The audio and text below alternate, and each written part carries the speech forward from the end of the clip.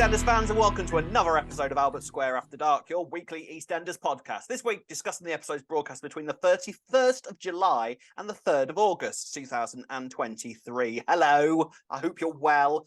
Joining me from a very different location to what she normally does is the lovely Ree. Ree, where are you? What's going on? All I can say is that I'm filming on location from now on, Rob. She's in a very secret location that we can't speak about. No, literally, childcare. It's childcare. Yeah, I'm at my parents' house so they can Nothing watch it. Exciting. Nothing exciting. Although, to be fair, you've got yourself quite a cosy little setup there, haven't you? Just all cushions. Yeah.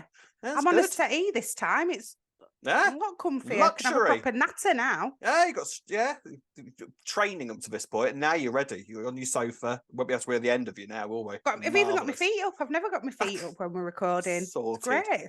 Sorted. Right, it's now August, ladies and gentlemen, so you know what that means. It seems like July took a while to get here, I thought July took a while, but here we are. Actually, it's been a long one. That's been a long month. But it's time to change to Sharon, so we've gone from July. This is the bit that audio listeners absolutely love. It's their favourite bit. So, July turns now to August, ladies and gentlemen. It is a classic photo of Miss Sharon Watts looking pensive and Sharon-like and glamorous, slightly obsessed and pensive about something, but that's Sharon's life, really, isn't it? Come on, let's speculate what's going on here. Yeah, I mean, where are we? Looking at her, I don't know. She's sat in the living room of the Queen Vic for any upstairs for anyone who's listening. And it looks like it's in blue. So it's blue, yeah. So I'm trying to suss in my head. I mean, I'm guessing that's around the Carter time. So I think something was to do with her relationship with Linda was going on at the time, I think. Oh, what about when she was with when she was married to Ian and putting poison in all his food? Could have been then. She looks like the look in her face. Yeah, that's what I was thinking. The look in her face tells me someone that has just tried to stick poison in a carbonara. It could be that.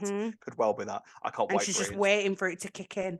I cannot wait for Ian to come back and have the carbonara gate brought up all over again. It is what I live for. Right, ladies and gentlemen, we have much to discuss this week because it was a very, very strong week and some fantastic performances. So let's discuss it in this week's Albert Square After Dark. So, first cab off the rank, ladies and gentlemen, we shall discuss Stacey, Theo and Eve. And Edmund has sent Stacey a delivery. Now, it's very strange because he sends it straight to the BAP van, which kind of immediately unsettles her. And what he has sent her is a kind of kinky, red, lacy bra and... what do you call them? Panties? Lingerie, Rob, is panties. The word you're looking for. Panties, lingerie.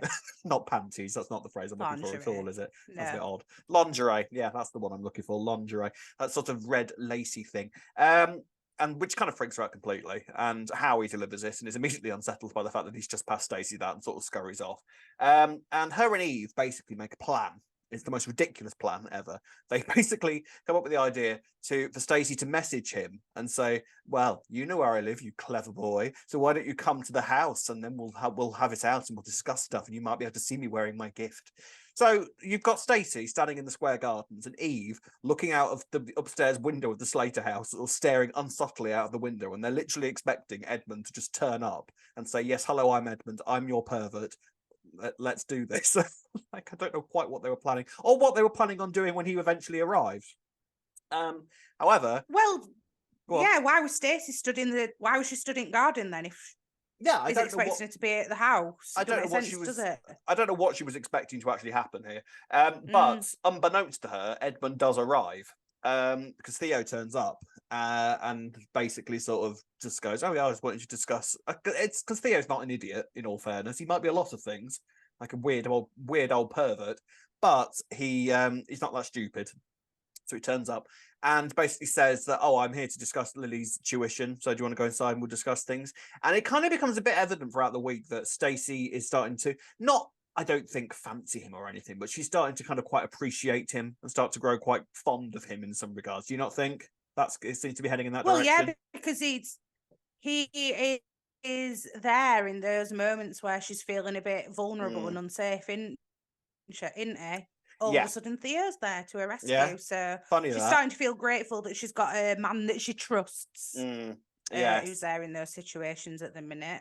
Yeah, because Martin apparently doesn't fulfill that role at the moment. So Martin is kind of there on the background throughout all of this week and sort of just looking at looking at Theo just sort of arriving and stepping in, because Eve has arranged a sort of drinking sesh at the Alberts to watch the Lionesses match, which, by the way, Ree, is what was going on when you were talking about the football last week and how you thought it was highly suspicious that the boys were playing football in the square. It was because the Lionesses are playing football. That's all it was about. It was nothing to do with the murder mystery or anything like that.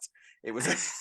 I did see somebody say that, but you still never know, Rob. You still never know, Ree. And frankly, I highly admire the detective side of you that is coming out at the moment. It's very impressive.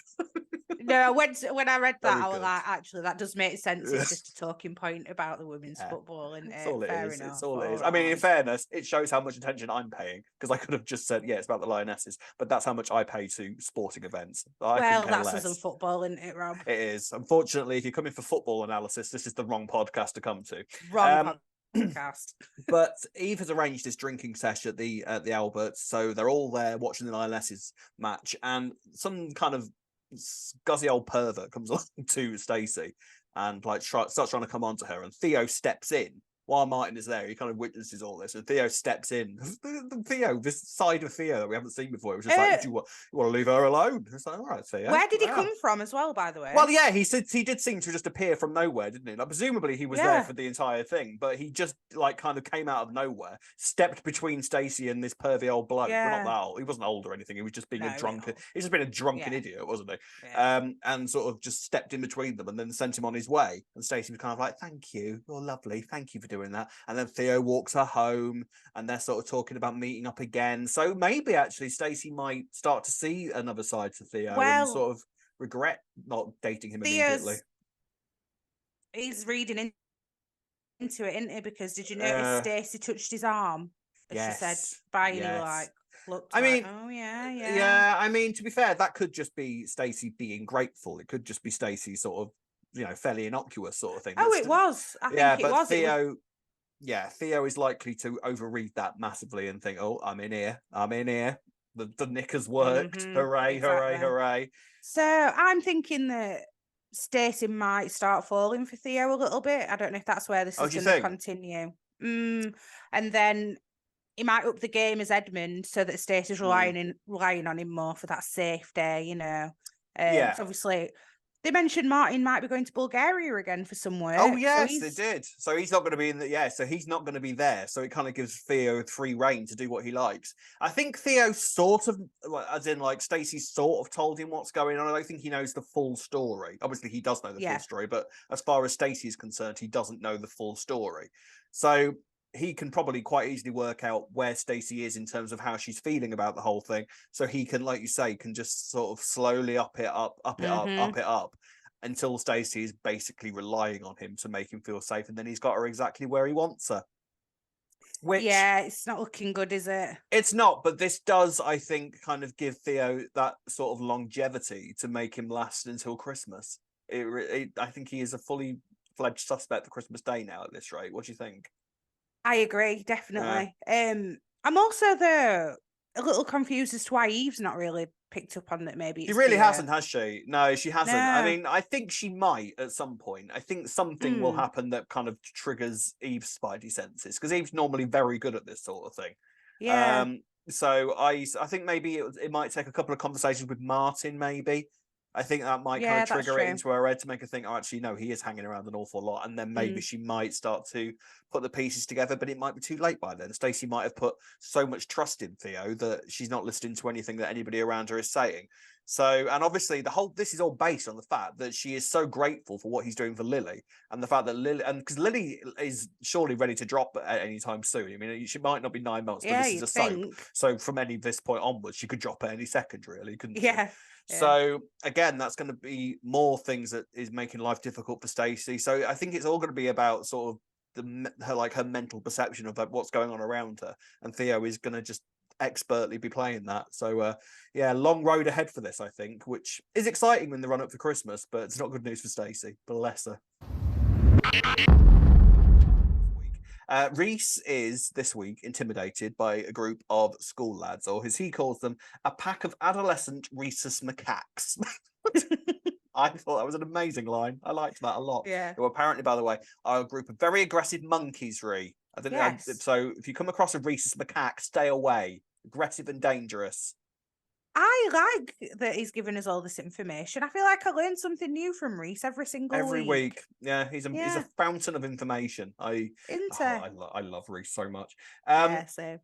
The thing is, though, Sonia has a day off, and she wants to go to the Lioness thing at the Albert, so she's quite looking forward to that. But Reiss has to go and deal with something accountancy. Did she want to go to the Lioness game? I don't think she did. No, I think she was just enjoying. Yeah, she did, because Eve was going to ask her. Eve was asking her, and Reiss was on the background on the phone, and she was going to go, and then he turns around and says, "I need to work, so you need to go and sit with Debbie for the day." And Sonia's like, "Do I? Great, thanks." I didn't think she wanted to do either. I got the impression she just wanted to chill at home, but I think what she wanted to do really was get drunk. I think she was quite looking forward to doing that on a day off, and maybe if that had to happen while there was a football match going on the screen at the same time, then fair play. So be it, and I can sympathise with that massively. But yeah, Reiss asks her to go and sit with Debbie for the day, and Sonia isn't exactly comfortable with this, and she makes it quite clear that she is not comfortable with the fact that she doesn't know Debbie. So, and it's not like she can have a conversation with her at the moment. So she's clearly quite uncomfortable with this, and spends her day spends her working life looking after people in Debbie's position. Yeah. So it's not a great position for her to be in, really. And Reiss doesn't react too well to this. So Sonia is kind of like confiding in Whitney about what's going on, and Whitney's kind of like, "No, you're totally within your rights," really sticking up for Sonia. And I have to say, I kind of agree with Sonia. I am on her side with this. Like, I get it, but Reiss can hardly expect her to spend her entire day sitting with Debbie like he does. It's not that fair to ask of her, really, is it? No, I don't think so. And what's she going to do? Turn up? "Hi, Debbie, it's me again, Sonia, your husband's girlfriend. How are you today?" She might not feel morally right doing that as well. No, it is a bit weird, a weird situation. It is putting her in an awkward position. I think Reiss, sort of works this out for himself, that he's maybe being a little bit unreasonable. So but it's clearly going to be a bone of contention moving forwards between them. So because I'm not quite sure where this Debbie thing is going. I'm sort of interested to see where that's heading.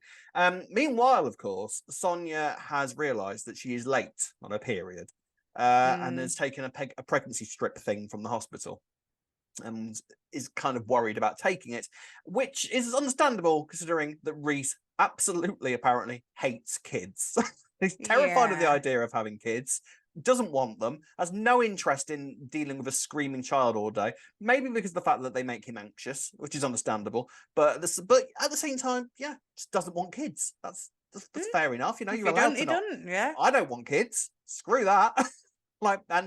You're enjoying life as a mother at the moment, aren't you? Yeah, it's great. Have kids, everyone. Do it. It's brilliant. Honestly, Ree was messaging me last night because she's going through that stage where she doesn't want to go to bed, isn't she? Your little one at the moment. Yep. Yes. Mm-hmm. Yes. Fun. It's 3 hours. 3 hours of screaming. It's brilliant. I have children. You want to watch a few episodes of Super Nanny? She was an expert on this sort of thing. Ask her to move out, mate, if she's going to keep being. I agree with some things that she does, Super Nanny, but not all of them. Anyway, we digress. Really? I'll be here all day. Yeah, some things I do and some things I don't. So, what about the naughty step? Are you in for the naughty step? Depends what age it's from. I understand the reasoning behind it, but I don't know, because some kids need it, don't they? Because of that far gone, I guess. All kids are different. Do you know what? The fact that you might need a super nanny is reason enough for Reiss to just go, "I'm all right," and I think that's understandable. It is understandable, but it doesn't put Sonia in a brilliant position, because she kind of quite strongly suspects that she might be pregnant, and then Reiss later finds the pregnancy test in her bag, so he's now kind of thinking, "Oh dear God." But then there is a moment this week where Sonia says that he clearly the two of them have quite an active sex life. You wouldn't think it to look at Reiss, but apparently the pair of them are at it, day and night, swinging from the chandeliers. But Sonia mentions this week that Reiss will often pull out a packet of condoms. So is she pregnant, or is there something else going on? How old is she for the menopause? Oh, interesting, Rob. I'd not clicked to that. I mean, you could have early menopause. Yeah, at her age, because what is she, late 30s? Yeah. Nearly 40? At least, yeah, I think so, it'd be considered very 40 early, but it's not. It wouldn't be unheard of. But I don't think that she is pregnant, especially I what don't you said. know. It'd be but then I kind of at the same time almost want to see Reiss being confronted with this and sort of see how where's the story is the question you've always got to ask in the situation, isn't it? And it would be quite interesting to sort of see Reiss deal with life as a parent if he's that against kids and he wants to stick with Sonia, because he's not. I don't think Reiss for a second is. I think he would freak out and he'd do his thing of like running away or something. But I think he's not the sort of person who would get Sonia pregnant and then kind of be an absent father. Of course he wouldn't do that. But I'd be very interested to sort of see how he would deal with that and how he sort of is with his own child, if he feels kind of unattached from the kid and sort of doesn't know how to deal with it. That would be a really kind of long-term interesting path for his character. So, because Reiss does need to have something like that going on. Because he's a great comedy character, but he also needs his own sort of character path. And that would be a good one to have. I'd be interested to see that. I'd be here for it to happen, but I just almost feel like we would have found out this week if it was, and we're only 4 days late. It might just be next week. Oh no. Yeah, I mean, obviously, maybe it's just giving them this opportunity to talk about it rather than. I mean, I don't know. You're a woman, right? I am. Yeah, I see no flies on me. But 4 days. I mean, you're gonna have to educate me here. Like 4 days, is that a thing that can just happen sometimes, or is it? Yeah, it can stress if you get poorly. So it's not. That's what I'm saying. It's not. If it were like maybe a week late, maybe you'd start going, oh yeah. But 4 days, it could be stress related. It could be anything. But Sonia did say, "Oh, I'm like clockwork. I'm never late." So for her, maybe it is out of the ordinary. She's got an app. Same, mate. Same. Have you? Oh, all right then. Fair enough. Okay, I'll shut up then. I didn't know. I thought that was just a very I thought that was a very Sonia type thing to have an app for that sort of thing. But if it's quite a lot of us have apps for it. Yeah. Do you? Oh well, fair enough. It's 2023, Rob. It's 2023. It is. All right. Fair play. Fair play. Maybe I should get one then, just to be down with the kids and ultra woke and all that kind of thing. I'll get myself a period app. See how that works out for me. Well, you might learn some things. Might learn something, or ask stupid questions on the podcast. Then would I, if I knew about this sort of thing? Fair enough. There was one little thing with Reiss I wanted to kind of. I mean, this is it was a very Reiss thing to do for him, just to sort of empty his brain as he did when he was talking about how much he hated kids. I just thought it was a bit insensitive that Whitney was sat there throughout the entire thing, considering what Whitney recently went through. Reiss was literally sat there going. Reiss was literally sat there going, like, who would want a baby? Like, who would want a kid screaming all night long, and Whitney sat there like twiddling her thumbs, going, yeah, cheers, yeah. I quite like that actually. Yeah, I mean, she didn't make anything of it, fair play, but it was kind of, I think, a bit insensitive of Reiss at that moment. But yeah, I think there we are then. So yeah, we'll see how that plays out. But I'm intrigued to sort of. So I'm normally, I've got to be honest, I'm normally kind of against pregnancies a lot of the time, because what tends to happen is that a character will be pregnant for. No, I don't mean that. I mean in terms of soap. I mean, shut up. I mean, like in terms of soap, like this is what tends to happen is that the character's pregnant for ages, and then the baby disappears off screen because they realise that they need to do more with the character, and then you're always asking, oh, who's looking after the kid when both of the parents are there? You just have moments like that all the time. But in this respect, actually, I'd be quite interested to sort of see what it does to Sonia and Reese's relationship and how Reiss reacts to it. So maybe there is actually quite a lot of story potential here. We shall have agree. Yes, shall have to wait and see. Right then, ladies and gents, next story.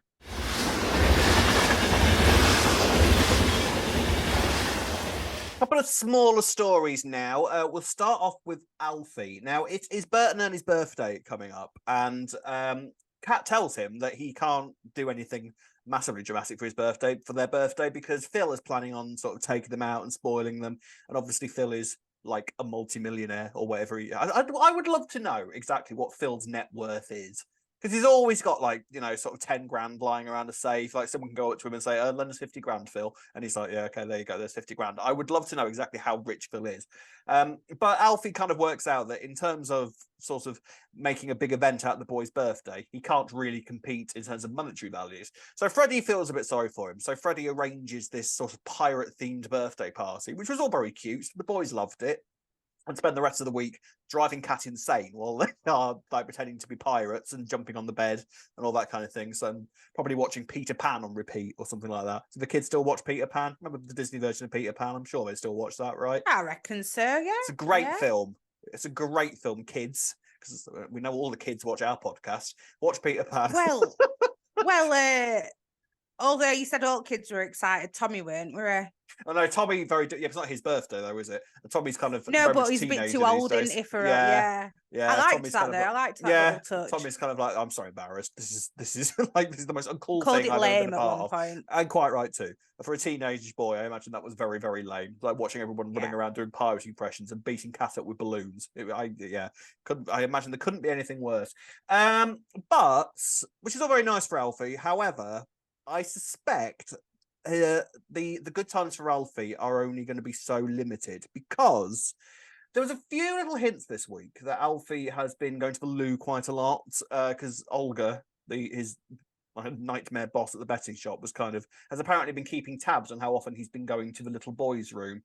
So, and we are, we seasoned soap viewers, so we kind of sometimes see a hint when we see one. So what do you think? Is this maybe a health storyline coming up for Alfie? I think so. It's looking like it, isn't it? I mean, if he's saying that, I know that Olga's being painted as this big bad boss, but if she's actually, but she's actually tallying how much he's going to the toilet, it must be going a lot. So surely it's a hint at something. Yeah, right? I mean, Alfie. I don't know what. Alfie kind of, bats it away, go, well, I'm just older, and that is what happens, and that is what happens. To be fair, I mean, I wouldn't know. I'm only 21. I was going to say, Rob, Do you know what? I don't think I won't forget that. So next time I see you in real life, I'm going to attack you. It sort of kind of suggests that something is coming for Alfie. Now, men going to the loo more often, there is a multitude of reasons why that might happen. Obviously, this is a soap, so the most extreme version is probably the most likely version. But I would be reluctant to see sort of like, because it sort of maybe suggests something like prostate cancer or something like that, which I don't want another cancer storyline so soon after Lola. And actually, I don't think that's what we're going to get, because there has been other things with Alfie going on. Like a few weeks ago, when he was working at the Vic just before Elaine sacked him, he was quite clumsy and was sort of like knocking things over. So it seemed like his coordination was a little bit out. Yeah, so it felt like maybe that was a hint at something as well. So something is going on with him. I don't know, but there's been a few theories online of what it might be: Parkinson's, motor neuron, all that kind of thing. So there's several options about where they might go with it. And bearing in mind as well that Alfie did have a brain tumor at one point that he had operated when he was in Redwater. So that's apparently that disappeared. That was all good. He hasn't got that again. But we don't talk about Redwater, Rob. Don't talk about Redwater. Stays in Redwater. Because the last we saw of Redwater, Cat was nearly drowning in the sea, and apparently she learnt to swim and then just got away from that. 9 lives, haven't the cats? Hey. Hey. So yeah, what do you think? I mean, I don't think it's going to be anything. I'd like to think it's going to be nothing terminal, but something that's going to keep him going in terms of story for a while. Rob, you like me and my out there theories, don't you? Oh God, go on. The bird poo's related to it, is it? Is that what the? No, there's no bird poo or football being kicked about this time. If you missed an episode recently, Reiss saw some bird poo on the Mitchell's door and is convinced that it's a really big clue as to the Christmas mystery. I mean, it still could be. We've got a parrot involved. So... It still could be. Yeah. See, no, this theory with Alfie. I don't know if it's a theory, but from the couple of little hints we've got, I wondered, is he ill? And he's going to go get tested, and then people might start having a little whip around at Vic for Alfie, because he's suffering a little bit. Okay. And then he might get the results and get the all clear, but Alfie being Alfie, will he go, oh, people are giving me money for this, so maybe I should carry on, letting people think I'm poorly, and so maybe I'll keep bringing some money in. I don't know. Kind of going up against Phil's wallet sort of thing. Maybe I sort of feel like this is going to be the sort of story that we're going to have ultimate sympathy for him for, though. So I don't know. You could be right. That's not your worst ever theory, in fact. But no, that's quite all right. But I don't know. It feels like there's a hell storyline on the way for him. Yeah, I think it's early stages, but let us know in the comment section what you think that might be on the way for Alfie. It feels like something's wrong with him, but we don't yet know what. Watch this space. One other small story that kind of kicked into gear at the end of the week was Ben, and this suggests, and the way this was building up suggests that this is going to be quite a big one next week, so stay tuned for that. But Callum has basically made a huge fry-up for Ben, and it becomes quite evident quite quickly that Ben has no interest in eating it. He's sort of making excuses, getting a little bit snappy about it, and it's sort of evident that he's now just not eating at all, isn't it? Like, because he went for a stage where he was kind of like, for like proper like enjoying food, well, not enjoying it, but like binging it and sort of stuffing it all in his mouth. And now he seems to just not be eating it all, because Lexi had made some cakes and he couldn't eat them either. And it's clear that he is now just not eating at all, and they clearly appear to be building it up to it, because if he's not eating at all, that suggests that this is now a bit of a ticking time bomb. And Honey seemed to clock there was something wrong with him at the end of the week as well, because they were sort of making kind of vague comments. Oh, you didn't eat your breakfast. Oh, you didn't eat your cakes either. And then Ben was kind of looking all shifty, and Honey sort of clocked that something might be wrong. So yeah, I feel like this is going to mainly be the big storyline next week, possibly. So that should be interesting. I mean, good. I'm pleased, because this has sort of been going on in the background now for a couple of months now. So I'm glad that they're now going to be fully addressing it, because Ben sort of had these moments. We're obviously quite aware of what's going on with Ben, but it seems like now is going to be the time where other people start to discover it. And Honey is a great character to be kind of noticing at something, because obviously Honey has got her own history with eating disorders. So it's good. And her and Ben have an interesting relationship, because quite often Ben's an arsehole to her. So it's interesting to sort of see Honey sort of be the one that might step forward and notice something's wrong and try and talk to him, sort of maybe try and get him some help. Yeah, it's going to be quite a sad one. Go on.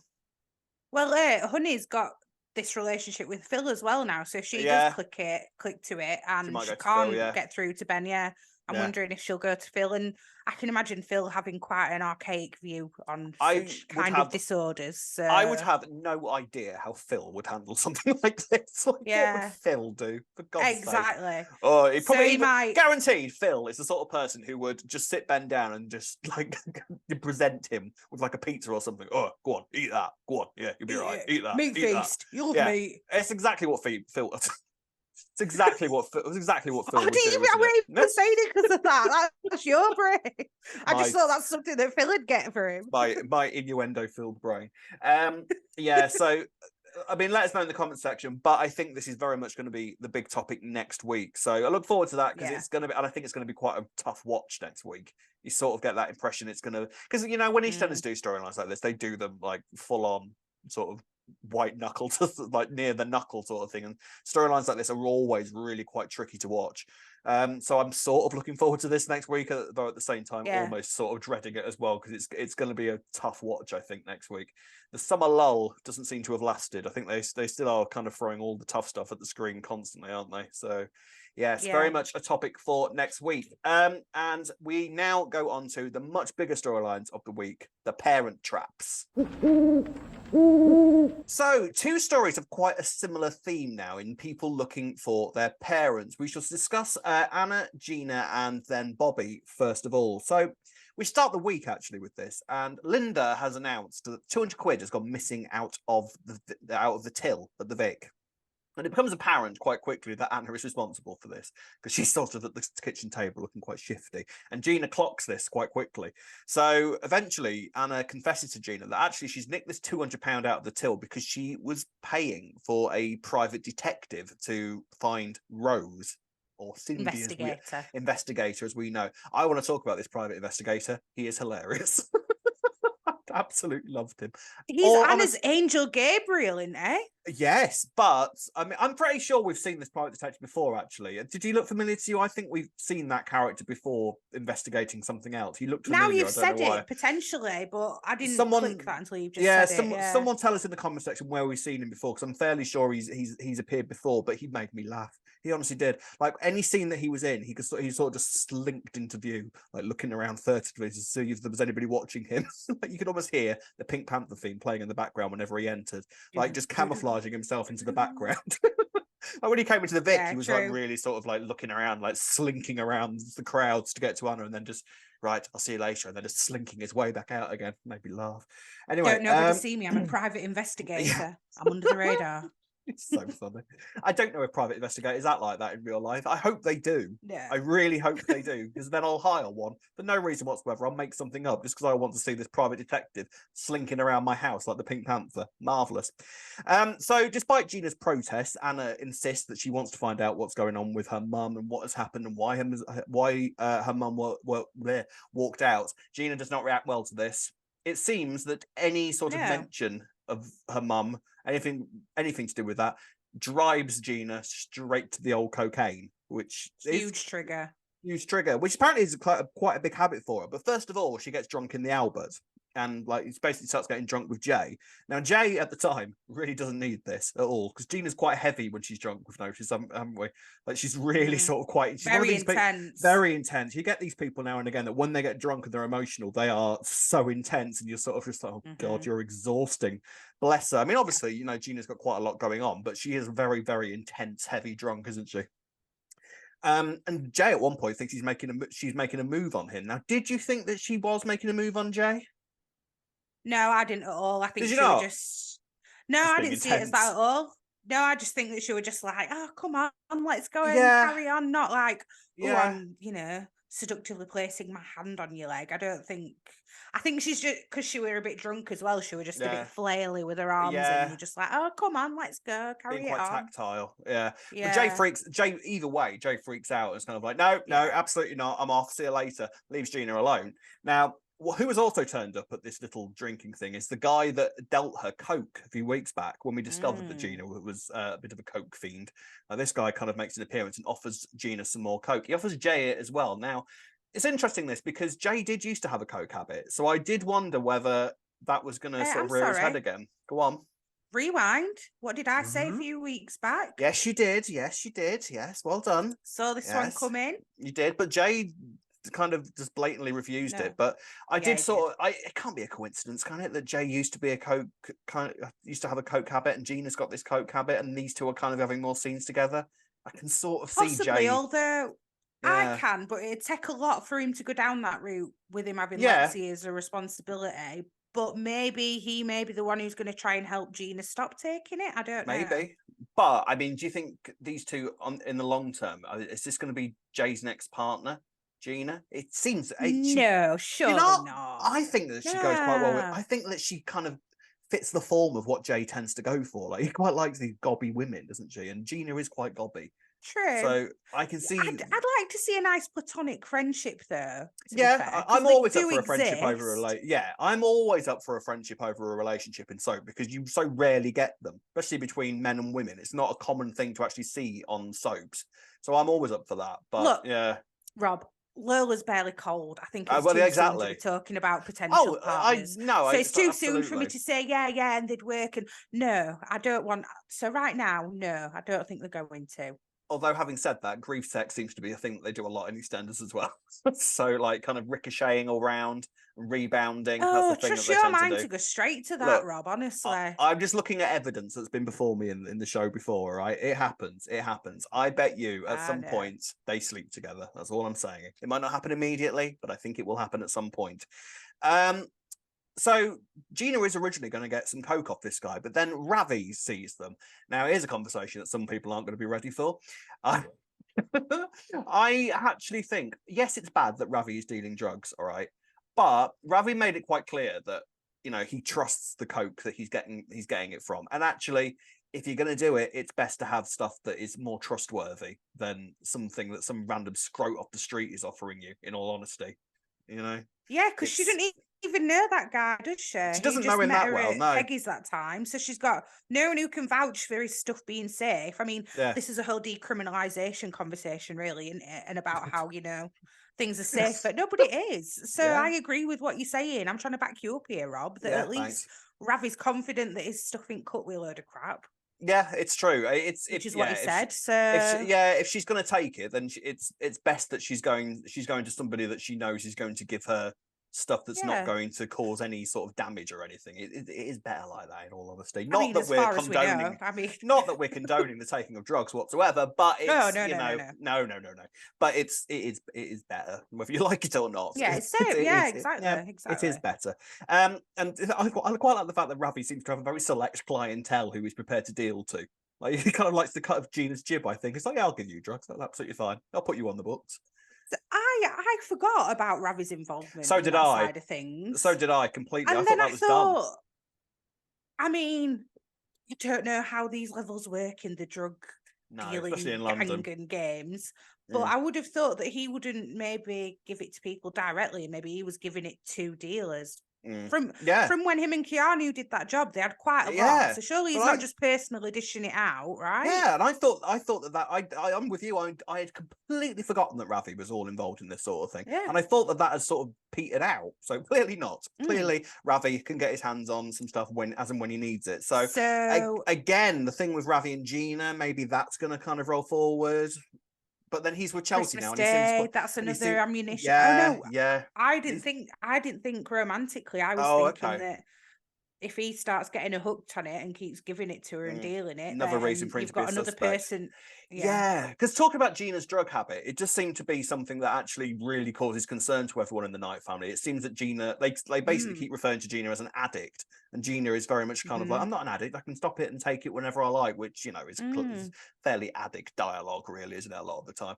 So I wonder if actually, that's a great point, actually. It might be something that puts Ravi in the spotlight for Christmas Day quite happily. Have to wait and see. But meanwhile, Anna is sort of still continuing to kind of keep communication going with this detective, and Gabriel Chang, his name is, and he actually, once seeing the locket, he realizes that it's either a wedding date or a birth date. The man's a genius, and then sort of go, the man's a genius, isn't he? Like paying 200 quid for information. He met up with her. I love that he met up with her. Like, no, this is important. That's a date. That is. It could be a birthday or an anniversary. Or an anniversary. Yeah, I mean, it's a date, so quite likely it is a birthday for someone. Yeah, the man's a genius, absolute genius. No wonder she's forking out 200 quid and nicking out the till for information like that. But he does seem to get a lead on this quite quickly, which kind of suggests what exactly was George doing if it was that easy to find this information out. I don't know. But he basically discovers that there was a bank account that's recently closed in Spain. I was very confused about this because we know that Cindy's currently in France, and presumably she's been in France for quite a while. So I don't really know how she ended up with a bank account in Spain or how any of that's worked out. Because they're saying that her bank account from back then when she, left the family was still open all this time. And so she's only just closed it. Okay. Yeah, that's what they're saying. But obviously, it's very lucky timing. You're saying George must have not got very far, but luckily for Gabriel, she just so happens to have done something in this past week. Yeah, that's true. Yeah, coincidence. No wonder Gabriel's got so many references, really, is it? Exactly. But so that kind of sets Anna off thinking. Meanwhile, the discussion about who nicked the money is still going on in the Vic. Tracy gets briefly accused at one point. Nice to see Tracy have a bit of dialogue. Oh yeah, she had a little line. Yeah. The whole thing with Elaine sort of like going, nothing, Tracy, only joking, love, and then like really kind of fervently accusing her. Quite enjoyed that. Anna basically confesses to George what is going on, says, I have hired a private detective, I took the money. George is sympathetic, but I think I don't know, what do you think of George's reaction to this week? I got the impression that he was sympathetic to Anna, but he kind of wants her to stop looking because maybe he's not ready for what might be revealed as well, or maybe what do you think? Because I feel like we still don't know absolutely everything that went on between George and Cindy. This is it, because it's quite understandable that she wants to go looking for a mum.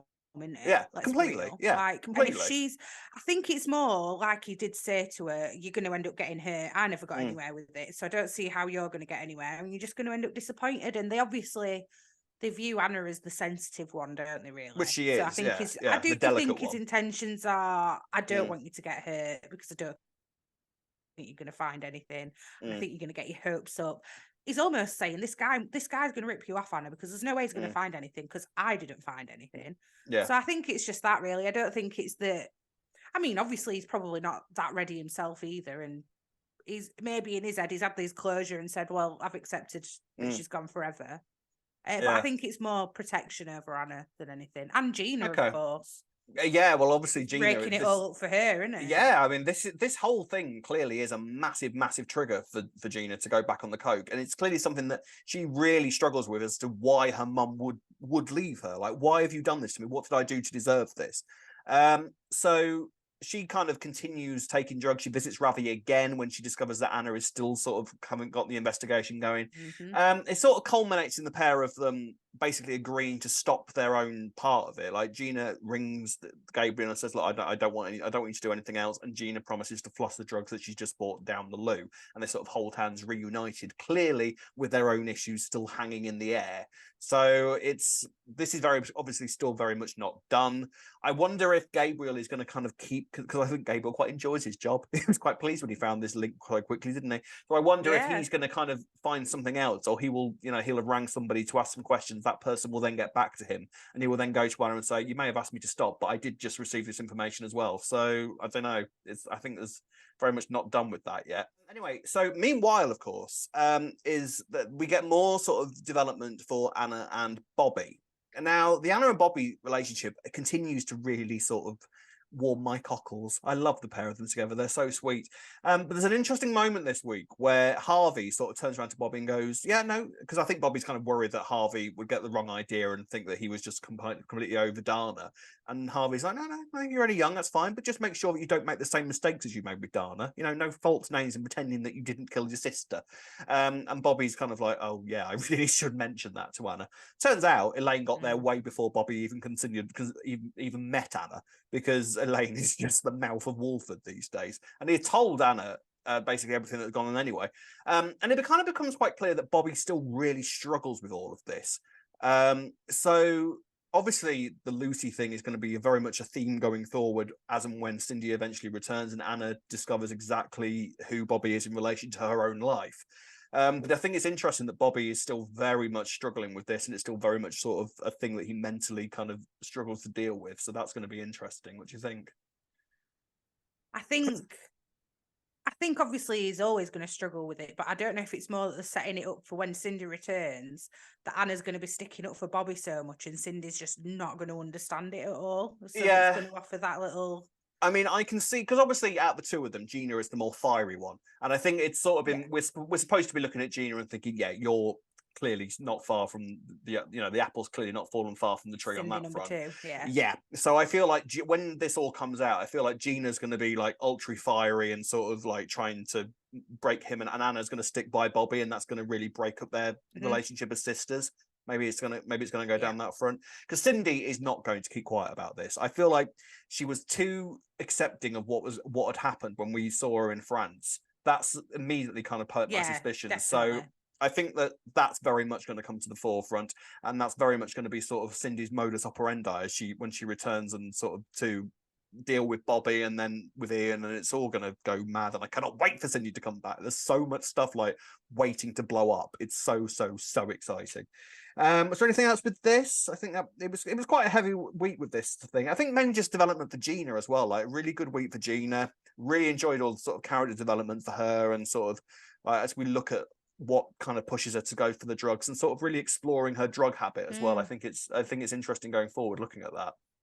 She were a good little boxer, weren't she? Down at She Boxing was. Den. Well, again, I think George was quite proud of that, wasn't he? Like, clearly that's been a thing that they've done growing up. Because Anna's not going to do that. Like, Anna doesn't seem like the sort of person who's going to like, kill you. But Gina, I think it's quite a good outlet for Gina as well. Maybe that's the thing. Like, maybe when the drugs situation first happened, it was a sort of thing that George used to take to the gym and say, right, take your frustrations out on this. Never mind drugs, take it. And maybe it was quite medicinal for her in that respect. So that's interesting, I think. Yes, I can't wait for this to develop. I love the Knights. I really, really love the Knights. Everything they're bringing to the show at the moment, I'm just so I love them, and I even enjoy Elaine now. Ever since her and Kathy have had that little friendship, now I understand Elaine more. So yeah, I'm here for them all. I mean, I like Elaine's role in this actually. Like I think she's trusted by the girls. I think that's sort of, because sometimes in this sort of situation you can get like the girls kind of battling Elaine during the same thing, but actually Elaine's very much part of their family. I think like she's by George's side completely. I think it's more to do with the fact that she loves George so much that she's prepared to take these two on, which is understandable. But I think that she is so kind of in love with George that she is more than prepared to like deal with Gina. And I think if a situation arises, she will deal with Gina's being crazy and Gina's drug taking, all that kind of thing. She's quite happy to deal with it. So fair play to her, I think. Marvelous. Right. So that's one parent kind of investigation going on. Another one, meanwhile, was going on the other end of the square. And let me tell you, ladies and gents, it gave us some great performances. So, hands up, all right? Completely hands up. When Freddie arrived, I weren't sure about him. I really wasn't. He's grown on me, but when he first started, I was kind of like, I don't know if I'm convinced by you completely. But let me tell you, this week, Bobby Brazier absolutely knocked it out of the park for me. I thought Freddie and his performance was amazing. I felt things. Like it was I really felt for Freddie this week.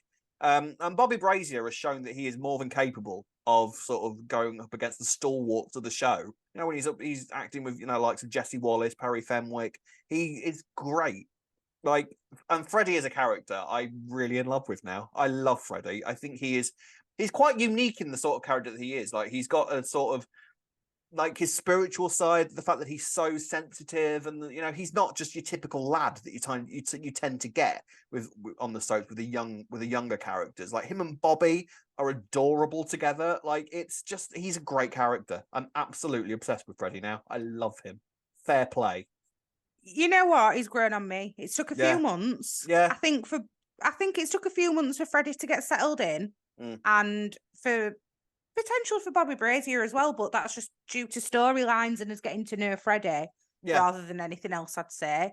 And he's really grown on me. I'm Team Freddie now. I were a bit unsure, not even that long ago, and now, he slots in well. I like his relationship with Alfie as well. That works because they're not technically family, but I agree. I agree with everything you've just said there. He was brilliant this week. So he was touched by the pirate themed party and how much Bert and Ernie basically enjoyed it and their relationship with Alfie. And it got him thinking again about his dad and who he is and why he's been sort of fatherless throughout his life. So he starts asking questions, and that immediately unsettles Kat, who's for obvious reasons, because obviously Kat knows what's going on, Alfie knows what's going on, Billy knows what's going on. So the three of them are sort of talking about it and thinking, like, how do we do this? Now, the whole thing about this week was fantastic, except the fact that you sort of feel like, are they really going to do this whole story without Little Mo? Is she not even going to make an appearance? I keep thinking this, and there's no signs of her coming, is there? There's no signs that she's coming back. Yeah, I mean, the thing is, Kat said something this week which sort of felt like one of those sort of soap-like excuses, where it was basically like, I mean, she basically implied that like Mo couldn't come back to London, like she was that traumatized by what went on. And to be fair, if there was any character in the history of EastEnders who had a right to basically develop a phobia of London and the East End after what she went through as a character, it's Little Mo, in fairness. Yeah. Because she was put through the ringer, that woman. Like years of being a Trevor, nearly died in a house fire, raped twice. That's something that is like, and it's interesting with this. What kind of fascinates me about this storyline is the fact that originally, back in 2000 and whenever it happened, when Graham first raped Little Mo, it was sort of seen as a real big sort of error from the show for doing this to Little Mo again. It was very much sort of fed into this idea at the time that EastEnders was the depressing soap and that you basically needed a Valium to get through each episode. And it was, it was, and the executive producer, I think it was Louise Berridge at the time, has sort of since come out and said, we shouldn't have done that we didn't do that right, because a character being raped twice, a woman who was raped twice, they're going, in her words, going through something very sort of individual and unique about their own self-worth and everything is what she said, essentially. And they didn't really explore that properly. But it was the catalyst for why Little Mo left and broke up her and Billy, who were together at the time, and sort of and was the reason why Little Mo left and was to never return. Obviously, Freddie had been born by that point, so her and Freddie sort of went off in a taxi and we never saw Little Mo again until Freddie eventually turned up last year. So Freddie's basically doing his thing and trying to find stuff out. Kat tells him a load of rubbish about like, the reason is Mo had an affair and it was with a married man and she doesn't want to talk about it. It upsets her. So don't you be asking her questions. And Freddie doesn't believe this whatsoever. Fair play to him. But Tommy overhears everything. Tommy is basically, because he doesn't want to do with the pirate thing, I think Tommy is much more interested in the skeletons of his family. I wondered that. Why was he like so adamant to go and tell Freddie? Were he just that annoyed that he got made to enjoy that pirate party? It's interesting with Tommy because, Tommy's kind of gone through some stuff as a kid. I think maybe he there's enough for him to be able to sympathise what Freddie's going through. I mean, bearing in mind that Tommy was living with the wrong mum for a little while, so you can sort of so you can sort of understand, like, maybe he's got a little bit more sympathy for it. So he basically overhears Kat using the phrase Graham Foster and car dealership, and runs to Freddie and tells him what he knows. Freddie very quickly finds Graham Foster, original Graham Foster, by the way, like that, played by Alex McSweeney. Nice to see him again. Like, it was nice that they got the original actor back to play him, and I thought he did very well, actually. Instantly sort of hateful, and clearly hasn't accepted what he did to little Mo. He clearly still blames Mo, because he at the time was all very kind of never confessed to doing it. He just got sent down. The jury found him guilty. Then he went to prison. So when Freddie eventually gets in touch with him and Bobby basically create this lie about he wants to buy a car of him. So Graham arrives in the square, and once he realizes that Freddie's not trying to buy a car, he tries to drive off, and Freddie goes, "You're my dad. I want to speak to you." And you kind of wonder how is Graham going to react to this, but Graham is actually kind of floored by this and stunned by his past catching up with him like this, and clearly quite likes Freddie. Like, quite likes his personality, sees that he's a good lad, and they arrange to meet up for a dinner. And throughout all of this, you can sort of see Freddie's excitement and his adorable sort of puppy dog expression about the whole thing, which kind of makes the whole thing much sadder, because you know what's coming, and you know that he's eventually going to be hit by these revelations, and it's going to break his heart. And break his heart it does, because Kat is forced to tell him the truth about what actually went on. It was a nice little history lesson, actually. It was all fairly kind of close to the knuckle, right down to the song that was playing. Because when Freddie was wandering through the pub later, the song that was playing was the song that Graham was putting on repeat so that he couldn't leave the pubs leading up to the events of what happened. It's all very good. Very, very good. It's just the Clenners era, really, isn't it? Just covered in history. I love it. I absolutely love it. But yeah, Kat tells him the truth, and Freddie just doesn't deal well with it. He goes to... Go on. It's a lot to take on, isn't it? And having your auntie tell you rather than your own mum. In fact, your auntie... the guy that you thought was your dad, and then, well, Alfie. You know, it's bless him. It was a rough time for Freddie, and he went up to the roof of the Vic. They really need to get a lock on that door, because nothing good ever happens when anybody walks up there that doesn't live there. They really need to get a lock on that. And maybe some like fencing or something. It puts me a bit on edge. Also, they just got, maybe this is me asking a really dim question here, right? But the roof of the Vic, they call it a fire exit. There isn't stairs leading down from the roof of the Vic on the outside. So how is it a fire exit? Why would you want to in a burning... Have they got ladders? Maybe they have got ladders that you can climb down or I don't think they have. No one's ever climbed down those ladders before. Oh, well, that's true. Well, in New York, you have, like, on buildings, you have ladders that, like, go halfway so that people can't climb up them. So you climb down halfway and then you jump rest at building. I mean, I might be wrong. So there might be a way of getting down from the roof of the Vic that doesn't involve you falling off the edge, which everybody else seems to do. I thought he said, "Oh, I saw the fire exit," and then he decided to go on roof. I don't know why I thought that. But I just don't, that was the fire. I just can't help but think that the last place you want to go if the Vic is on fire is to the roof. Surely that makes surely that makes it much more exactly. That makes it surely much more difficult to be rescued. Like, there's enough exits around the bottom edge of the Vic. Like, you've got the main doors, and then you can go out the cellar door. I think there's another door out the back there somewhere as well. Are you sure? But he said it were a fire exit. He said it was a fire exit. He said, I saw the exit. I saw the fire exit, and it just made sense to come up here. Absolutely no sense. I've got one flight of stairs into a flat, and then up another flight of stairs.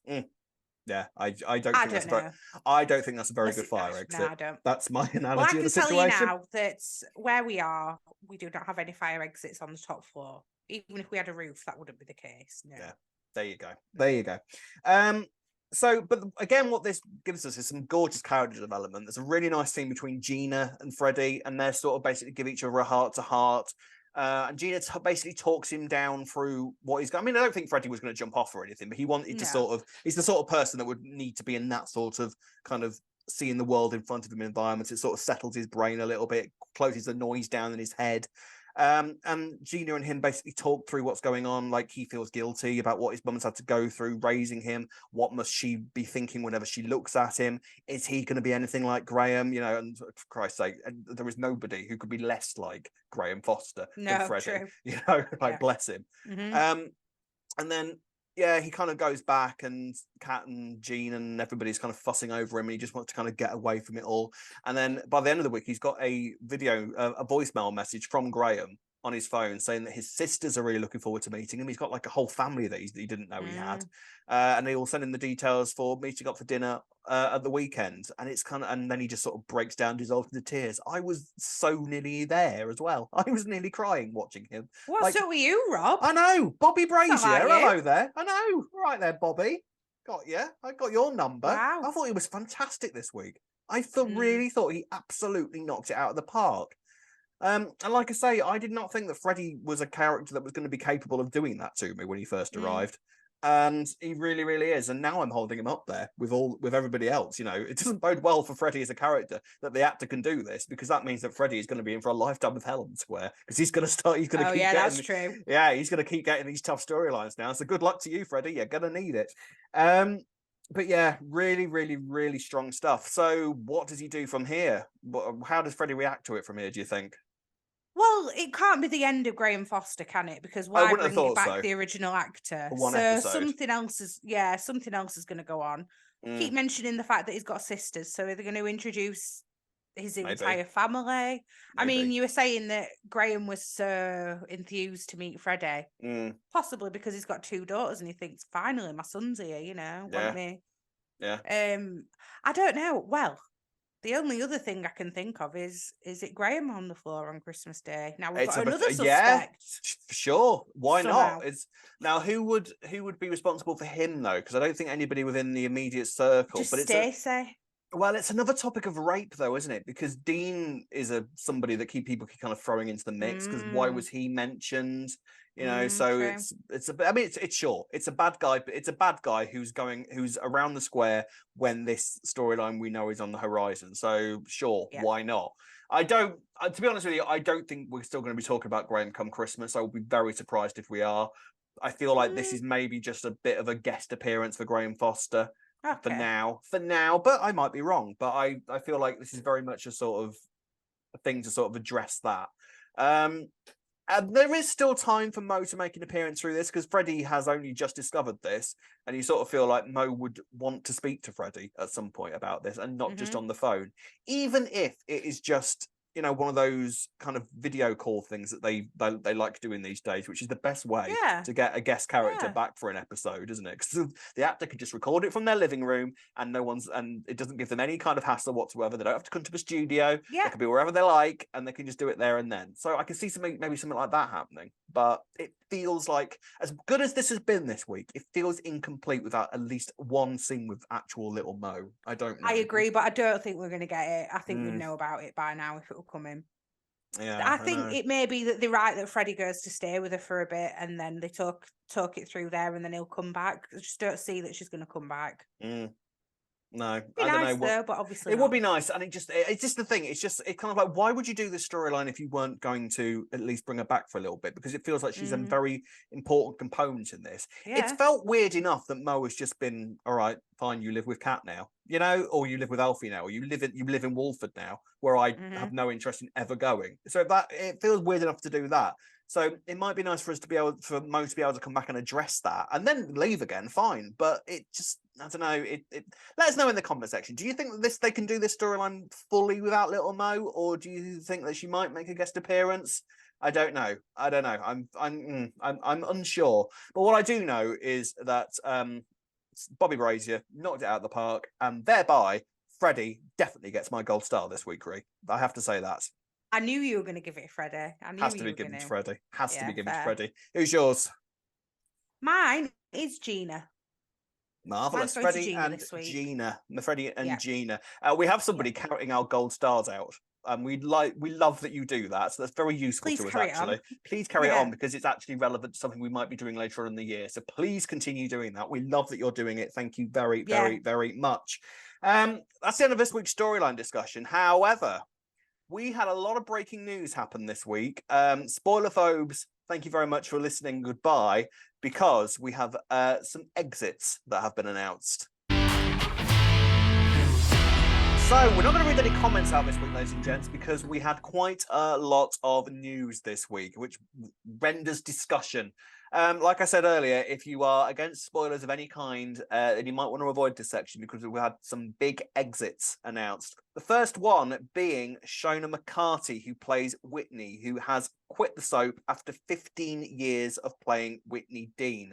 According to the Metro, the much-loved soap star 31 has been playing Whitney Dean since she was 16, and while she admits it's a difficult decision to leave, she's keen to spread her wings. Speaking about her exit, Shona has said, "I've decided to spread my wings and will be leaving EastEnders. I have loved my years in the show." She added that she has many fond memories of her time on the programme. "I have been trusted with some incredible storylines and have made amazing friendships and family which will endure." My heart breaks. Like, what? No. But she's one of my favourites. She's I absolutely love one of my Whitney. favourites. I Same. mean, Same. Whitney has gone through a lot, in all fairness. So it's never a bad thing for a character to sort of maybe rest for a little bit, and as long as they don't kill her off, which actually I don't think they will do. I don't think they'll kill Whitney, because the thing is, a character like Whitney, who has been through so much in quite a short amount of time, as Whitney has recently, she's had a mad few years, Whitney. It takes one nutter producer to come along and decide that a character like that needs to drown in a swimming pool. You know what I mean? You know what I'm saying? I do know what you mean. I do know what you mean. So I mean, I could see Shona kind of. I mean, I think she might go and try a bit of singing because she's got an amazing singing voice. So she could quite easily have a great singing career. She wants to go and do some more acting. As long as she doesn't die, I think we might see Whitney again. I think Whitney's the sort of character that kind of return one day, as long as they don't kill her off. Kind of give Zach a bit more leeway as well. Like, Zach's more than capable of sort of picking himself up and going off into another character group. Obviously, I like him and Whitney together, but it's it's nice for Zach to have something new to do as well. I am good with that though, because I do like Zach and Whitney together, and I thought that they could have had quite a long relationship, but clearly not. Yeah, I mean, it's a shame. How's she going to get written out? How do you think it's going to happen? I mean, like I say, as long as she doesn't die. I don't know. You can sort of see. I mean, something could happen to Whitney because everything happens to Whitney. Bless her. It really hit me this week. I was like, Whitney didn't have a huge role this week. You know those scenes where she was sat there talking to Sonia and sort of just being Sonia's mate. I was sort of watching her like, oh, I'm really gonna miss you. Like, but same. It's there's a lot going on this year, so for Shona McCarthy to be written out is presumably going to be something relatively big. I mean, she's got lots of relatives she can go and live with. She can go and live with Bianca. That's fairly easy for the character. I was just thinking that. So maybe things get too much for her and she decides to up and go. I don't know, but it's Whitney, so I'm sure it could be something dramatic. Bless her. But that is not all, ladies and gents. It has also been announced that Lorraine Stanley will be leaving as Karen. She's actually been written out. The producers have decided that Karen has sort of reached the end of the road as a character, so they're going to be they'll be writing Karen out later this year. Now then, there is something quite kind of telling, I think, about the fact that Lorraine Stanley is being written out later this year, because Keanu is very much a suspect for Christmas Day. Yeah. And I think this puts him firmly in the limelight for being on the floor Christmas Day, don't you? Like, I think there's a high chance of it, definitely, will Lorraine Stanley leaving. But also, they might write her out in a different way. Who knows? They might do. I mean, there's a few theories going around that going, why would Karen ever leave? So maybe she's being killed off. And I can't imagine a situation that's going to happen as to where they're going to kill Callum off. Yeah. Why would they? Yeah. I mean, it's only theories at this point. Nobody knows anything. But my immediate kind of theory was that that might mean that it's Keanu on the floor Christmas Day, and confronted with the fact that she's now lost 2 kids. Karen does a Shirley and sort of just goes, I need to get away from here, and then just sort of wanders off. What that would also do, to be honest, is give them a good way to officially kind of write out Bailey, Mac, Mia, these kids that have apparently are there, but they've had about 3 appearances in the past year. So clearly there's no reason they've got nothing to do with them. They've clearly got no reason for. But what about Mitch? Because surely Bailey wouldn't leave without Mitch. You'd think so, but then at the same time, it's not like Mitch and Bailey have shared any screen time for the past for years now, is it? So it's Mitch and Bailey clearly aren't a relationship that they're that interested in developing any further. They did something wrong, didn't they? Chatham and Riley don't live with her anymore, but she's got her 2 grandkids and Bailey there. Don't make any sense, does it? Odd, isn't it? She's just lost direction, hasn't she? Yeah, and it's a shame because it's funny because we were talking about the Taylors last week and sort of their role within the show. And if Karen leaves, like you immediately start asking questions about where the rest of them are going to go. I do think this really puts Keanu up on the floor Christmas Day, so that's one thing. I don't think Keanu's still going to be here this time next year. That's just a theory. True. I don't know anything, but I think it kind of puts him in danger. Bernie has got a nice role within the cafe. Bernie works, I think, as a community character. And I think the thing that you always forget about these sorts of characters who don't seem to be doing a lot on screen is that you need these community characters to sort of be there in the background, do their thing. She works wonders in the calf, Bernie. I think it was a stroke of genius sticking her in the calf because it's really kind of given her a bit of new life as a character. I agree, and I really enjoy, and I think it works with her being in the cafe, but I do think it's getting a bit old. Actually, if I'm honest, I think she needs a little bit more to her, and then we can appreciate that she's a girlfriend. I think That'd she needs, nice. Yeah, just anything that's not just my role as being the gossip in the cafe. She needs something else as well, and then she can carry on doing that. I think, but right now it is getting a little bit old for me, and I really like Bernie in that role, but she needs something more. Well, maybe she will. Maybe her brother's going to be found dead on the floor on Christmas Day. Who knows? Maybe she will, because we know that Bernie loves to do grieving acting. Remember what she was like during the car crash? Oh yeah. Give her more of that to do. She loves doing that. And then Mitch, of course. I mean, it's not like Mitch and Karen are together, so that's not necessarily a thing. You forget that Mitch and Karen aren't actually an item. It's kind of like they may as well be, but they're not. So Karen leaving doesn't actually really affect Mitch all that much, but at the same time, that's sort of his link to the square.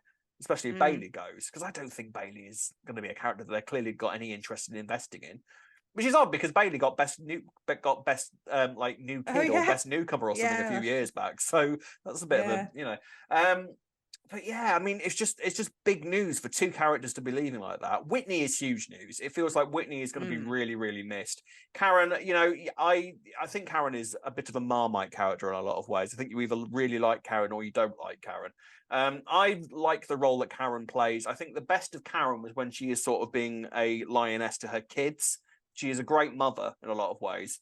Yeah, definitely. And has a great role in that sort of sense of like she would clearly do anything for her kids, which again is maybe something that's going to trigger her exit. Like how far would she go for her kids?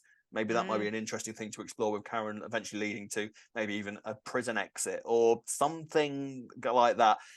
I feel like it will be harder to write Karen out than Whitney, weirdly enough. Even though Whitney is a bigger character in the sense of the more dramatic storylines tend to happen to Whitney, it feels like which having that role means that you are easier to write out, surely, because anything can happen to you. Whereas Karen is such a stalwart in terms of like she clearly wouldn't go anywhere unless she absolutely had to.